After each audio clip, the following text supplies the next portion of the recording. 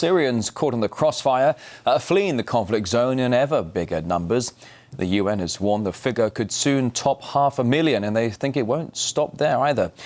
RT's Lucy Cameron has details on this. The Bekaa Valley is one of the poorest regions in Lebanon. Resources are scarce, living conditions visibly harsh. But for Syrian refugees with the fewest means, this is now home.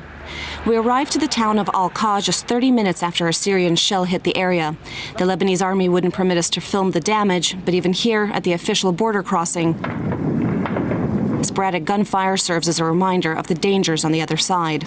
Hundreds of thousands of Syrians have fled their country, many coming right here to Lebanon to seek refuge from the escalating violence. But with their numbers growing by the day and no end to the fighting in sight, many find the prospects for their future are increasingly grim. There are no camps for the refugees in Lebanon. Most stay with host families. Mohammed, not his real name, isn't so lucky. We thought it would be safer here, but bullets are still reaching us. Bombs are falling 300 or 400 meters beyond our tents, inside Lebanese territories.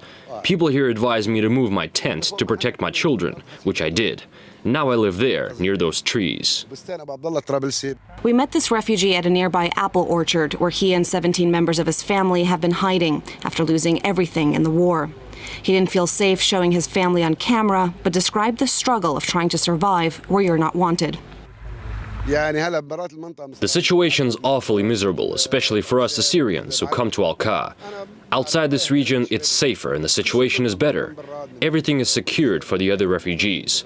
They have refrigerators, food, televisions, everything. Here, we have nothing at all. We don't have work either. It's a catastrophe. No help from Lebanon, he says, and no way to return home. We're stuck in between. We don't feel safe, neither from the Syrian army nor from the rebels. Lebanon has registered nearly 70,000 Syrian refugees, but their number is set to soar.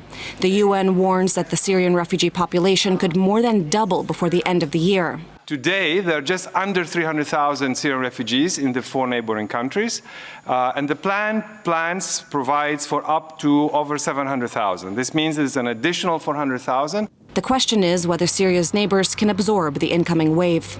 Already, cracks are showing. Riots erupted last week at the UN-run Zaatari refugee camp in Jordan.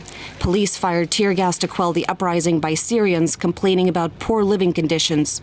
It was the worst violence since the facility opened in July. We can't close our border in the faces of the refugees. We have to help them. But help is hard to come by. Turkey saw its refugee population swell to more than 87,000 people over the past month, prompting Ankara to at least partially shut its open-door policy.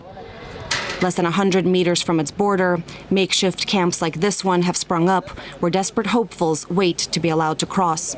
Ravaged and dispossessed by war, marginalized and neglected in neighboring countries, for Syrian refugees like these, hope in itself is a Herculean feat. Lucy Cameron, RT, Lebanon.